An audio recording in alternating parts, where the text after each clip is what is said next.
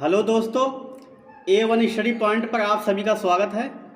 आज हम लोग 20 अगस्त को जो सीटेट की परीक्षा हुई है, प्राथमिक स्तर का पेपर सॉल्व करने वाले हैं। जो लोग भी पेपर देकर आ चुके हैं वह आंसर की अवश्य मिला लें। तो भाग 3 पर्यावरण अध्ययन, प्रश्न संख्या 61, 24 ग्राम प्रति मिलीलीटर घनत्व और 6 मिलीलीटर आयतन वाली वस्तु का द्रव्यमान क्या होगा। तो आप लोग इसको गुणा भाग कर लीजिएगा। तो 61 का सही जवाब हो जाएगा ऑप्शन 1, 144 ग्राम आएगा उत्तर। प्रश्न संख्या 62, निम्नलिखित कथनों को पढ़िए तथा सही विकल्प का चयन कीजिए। अभी कथन ए दिया हुआ है, दाब लगाने पर गैस को आसानी से संपीड़ित किया जा सकता है। और कारण आर दिया है, जब हम किसी गैस पर दबाव लगाते हैं तो गैसीय कणों के बीच अंतराणुक स्थान कम हो जाता है और यह आसानी से संपीड़ित हो जाती है। तो 62 का सही जवाब हो जाएगा ऑप्शन 4, ए और आर दोनों सही है तथा आर ए की सही व्याख्या है। प्रश्न संख्या 63, निम्नलिखित कथनों ए और बी पर विचार कीजिए।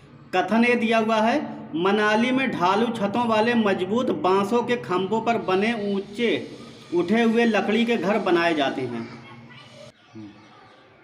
तो इसमें दिया हुआ है बांसों के खंभों पर बने, तो बांस से जो घर बनते थे खंभों पर, तो वह मनाली में नहीं बल्कि असम में बनते थे। तो यह हमारा गलत हो जाएगा। और कथन भी दिया हुआ है, मनाली में बारिश बहुत होती है और बर्फ़ भी पड़ती है। तो मनाली में नहीं बल्कि असम में बारिश होती है। तो हमारा ये भी गलत हो जाएगा। तो ए और बी दोनों गलत है, ए और बी दोनों गलत है। तो 63 का सही जवाब हो जाएगा ऑप्शन 2। प्रश्न संख्या 64, स्तंभ ए और स्तंभ बी का मिलान कीजिए। तो स्तंभ ए और स्तंभ बी दिया हुआ है। तो ए के अंदर है जीरा, जीरा जो है छोटा परंतु खुशबूदार होता है। तो ए का जो आ जाएगा यह 4। और केसर जो है पीले रंग का होता है। मिर्च, मिर्च जो है यह दक्षिण अमेरिका से आई है। और लौंग जो है, लौंग के बारे में भी हमने पढ़ाया था, यह कील जैसी दिखती है मगर यह एक कली है, इस तरीके से पढ़ाया था। तो कील की तरह दिखता है। तो हमारा उत्तर हो जाएगा जो ए का 4। तो ए का 4 इसमें दिया हुआ है। और केसर जो है पीले रंग का होता है, यानी बी का 3, बी का 3 भी दिया हुआ है। तो 64 का सही जवाब हो जाएगा ऑप्शन 4, ए का 4, बी का 3 और सी का 2। सी का जो है 2, मिर्च जो दक्षिण अफ्रीका से आई है। और डी का यानी लौंग जो है कील जैसी दिखती है। तो 64 का सही जवाब है ऑप्शन 4। प्रश्न संख्या 65, बंगाल की खाड़ी का तटवर्ती राज्य केंद्र शासित प्रदेश है। ऑप्शन 1 है तेलंगाना, ऑप्शन 2 केरल और ऑप्शन 3 है उड़ीसा। तो 65 का सही जवाब हो जाएगा उड़ीसा। प्रश्न संख्या 66, जंगलों के बारे में निम्नलिखित कथनों पर विचार कीजिए। ए के अंदर दिया हुआ है, कुडुख भाषा में तोरंग का मतलब जंगल होता है। यह भी प्रीवियस ईयर पेपर में पूछा गया था और हमने पढ़ाया भी था। तो यह जो है बात बिल्कुल सही है। और बी दिया हुआ है, झारखंड में ग्राम परिषद पंचायत लॉटरी के माध्यम से यह तय करती है कि किस परिवार को कृषि के लिए कितनी भूमि मिलेगी। तो यह गलत है। और सी में दिया हुआ है, जंगल अधिकार कानून 2007 उन लोगों को अधिकार दिलाता है जो कम से कम 15 वर्षों से जंगलों में रह रहे हैं। 15 नहीं बल्कि 25 वर्षों से रह रहे हैं जो। तो यह भी गलत हो जाएगा। और डी में दिया हुआ है, मिजोरम में लगभग 3/4 लोग जंगलों से जुड़े हुए हैं। तो डी जो है यह सही है। तो हमारा उत्तर हो जाएगा ए और डी, ए और डी। तो ऑप्शन 1 सही हो जाएगा, ए और डी। प्रश्न संख्या 67, पौधों के निम्नलिखित मुख्य कार्यों पर विचार कीजिए। ऑप्शन ए दिया हुआ है, भोजन का उत्पादन और भंडारण करना। तो यह गलत है। और बी के अंदर है, पौधे को शक्ति और सहारा देना, यह सही है। सी के अंदर है, पौधे के अन्य भागों को जड़ों से जल और खनिज का स्थानांतरण करना, यह भी सही है। तो बी और सी हमारा सही हो जाएगा, बी और सी ऑप्शन 3 में दिया हुआ है। तो 67 का सही जवाब है ऑप्शन 3। प्रश्न संख्या 68। कांसा ब्रांज एक मिश्र धातु है जिसे निम्नलिखित में से किन्हें पिघलाकर बनाया जाता है। तो 68 का सही जवाब हो जाएगा ऑप्शन 3, टीन और कापर। टीन और कापर को पिघलाकर कांसा बनाया जाता है। प्रश्न संख्या 69। निम्नलिखित में से हाथियों के बारे में सही कथन चुनिए। तो हमने A1 स्टडी पॉइंट पर पर्यावरण अध्ययन में हाथी, सांप और मधुमक्खी के बारे में विस्तार से जानकारी दी थी। तो ऑप्शन ए में दिया हुआ है, तो ए के अंदर दिया हुआ है 3 महीने के हाथी के बच्चे का वजन सामान्यतः लगभग 100 किलोग्राम होता है। यह गलत है, 100 नहीं बल्कि 200 ग्राम होता है, तो यह गलत हो गया। बी के अंदर है वयस्क हाथी एक दिन में 200 किलोग्राम से अधिक पत्तियां और झाड़ियों को खा सकता है। यह भी गलत है, क्योंकि वयस्क हाथी जो है एक दिन में 100 किलोग्राम पत्तियां और झाड़ियां खा लेता है, तो यह गलत हो गया। और सी के अंदर है हाथी बहुत अधिक आराम नहीं करते हैं, वे दिन में 2 से 4 घंटे ही सोते हैं। यह सही है। और डी में है हाथी कीचड़ और पानी से खेलना पसंद करते हैं। यह भी सही है। तो हमारा उत्तर हो जाएगा सी और डी। सी और डी ऑप्शन 1 में दिया हुआ है, तो 69 का सही जवाब है ऑप्शन 1। प्रश्न संख्या 70। बिहार राज्य के लोगों के लिए निम्नलिखित में से मधुमक्खी पालन कार्यक्रम आरंभ करने के वर्ष की सर्वश्रेष्ठ अवधि चुनिए। यह भी हमारा पढ़ाया हुआ ही क्वेश्चन आया है, तो इसका सही जवाब है ऑप्शन 3, अक्टूबर से दिसंबर। प्रश्न संख्या 71। रामा प्रत्येक शाम को अपने दोस्तों के साथ क्रिकेट खेलता है, वह क्रिकेट खेलने में कौन सी ऊर्जा का उपयोग करता है। तो 71 का सही जवाब है ऑप्शन 2, मांसपेशियों की ऊर्जा। प्रश्न संख्या 72। निम्नलिखित में से कौन सी असम में खाए जाने वाले चावलों की एक सामान्य किस्म है जो पकने के बाद चिपचिपे स्टिकी हो जाते हैं। तो यह जो है 72 का सही जवाब हो जाएगा ऑप्शन 3, बोरा चावल। यह भी हमने पढ़ाया था, असम में जो है बोरा चावल फेमस है। प्रश्न संख्या 73। जब हम ईंधन जलाते हैं तो हमें प्राप्त होती है, तो क्या प्राप्त होती है? ऊष्मा एवं प्रकाश ऊर्जा दोनों प्राप्त होती है। तो 73 का सही जवाब है ऑप्शन 4। प्रश्न संख्या 74। सांपों के बारे में निम्नलिखित कथनों पर विचार कीजिए तथा निम्नलिखित में से गलत कथन को चिन्हित कीजिए। ऑप्शन 1 है वे अपने शिकार को चबाकर खाते हैं। यह गलत है, जबकि सांप जो है अपने शिकार को निगलकर खाते हैं।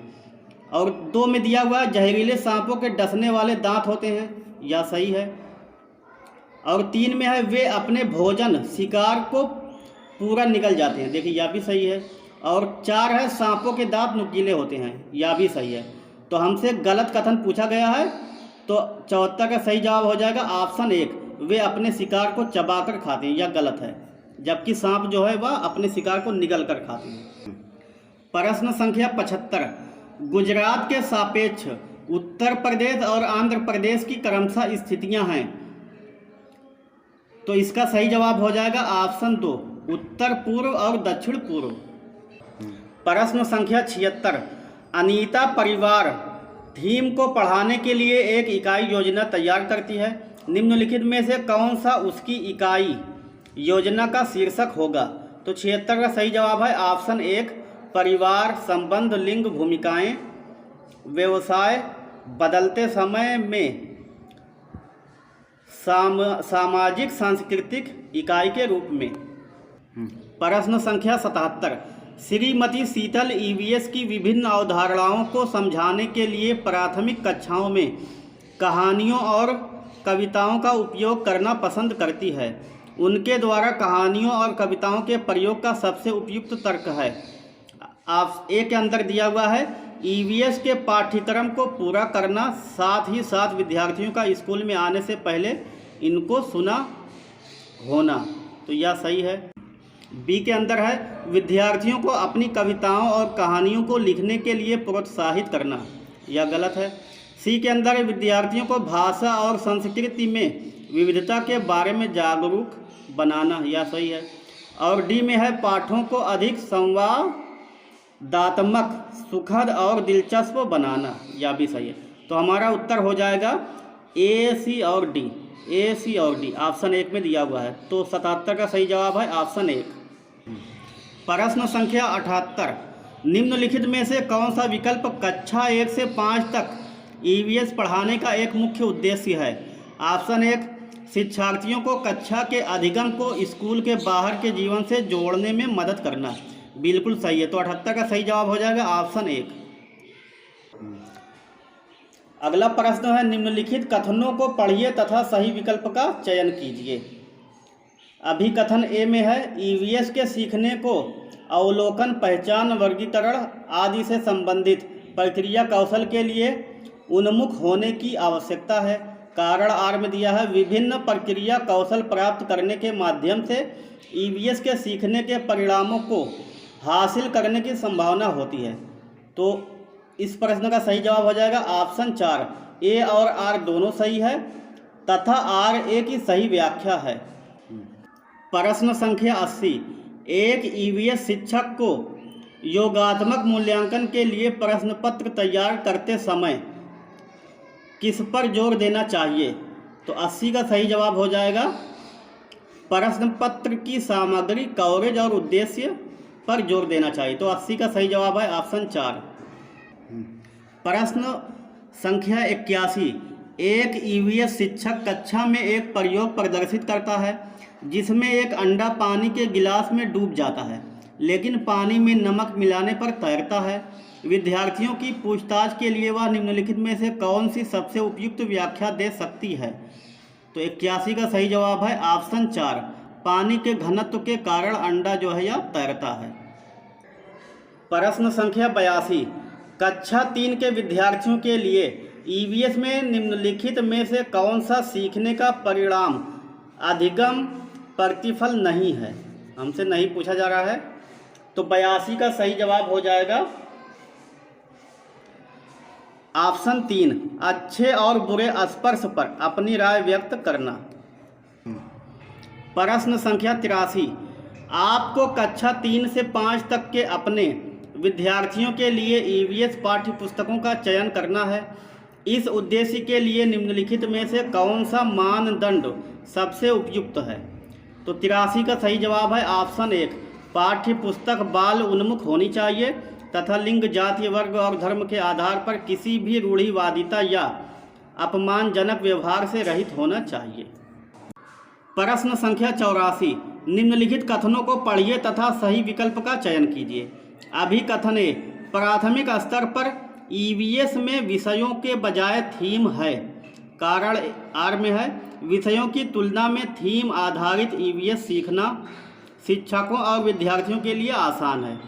तो 84 का सही जवाब है ऑप्शन 1, ए सही है परंतु आर गलत है। प्रश्न संख्या 85, एक शिक्षिका ईवीएस शिक्षण के लिए अपने विद्यार्थियों के साथ तुल्यकालिक सिंक्रोनस संप्रेषण का चयन करना चाहती है, वह निम्नलिखित में से किसे चुनेगी? तो 85 का सही जवाब है option 1, video conferencing, online chat सत्र, फोन और कॉल। प्रश्न संख्या 86, यदि थीम यात्रा रेलवे स्टेशन ईवीएस में एक सामुदायिक संसाधन के उपयोग को दर्शाता है, यानी कि यात्रा जो है रेलवे स्टेशन को दर्शाता है, तो निम्नलिखित में से कौन पूरा करेगा? यानी भोजन जो है किसको दर्शाएगा? किसान को दर्शाएगा या दुकानदार या कृषि फार्म या कि जंगल? तो भोजन जो है या किसान को दर्शाएगा। जो दुकानदार जो है या हर चीज़ नहीं बेच सकता, एक दुकानदार के पास जो है हर चीज़ नहीं उपलब्ध होती है, लेकिन किसान जो है या भोजन को दर्शाता है। तो 86 का सही जवाब है ऑप्शन 1, किसान।